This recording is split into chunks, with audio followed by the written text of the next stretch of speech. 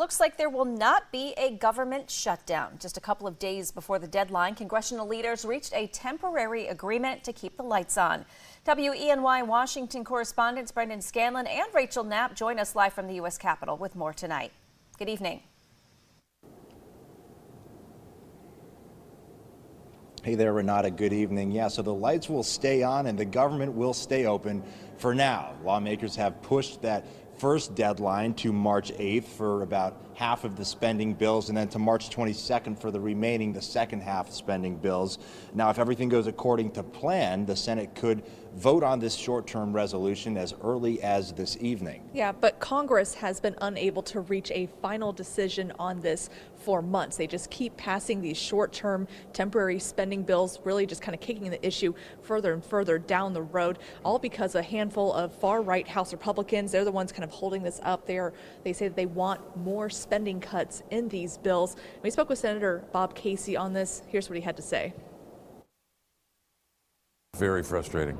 And it's two words here: House Republicans. House Republicans are to blame for this. They have been playing games with government funding now month after month after month. They should work with Senate Republicans, Senate Democrats, and House Democrats. So it's three caucuses never want to shut the government down. There's only one caucus that wants to. And we can't allow that to happen.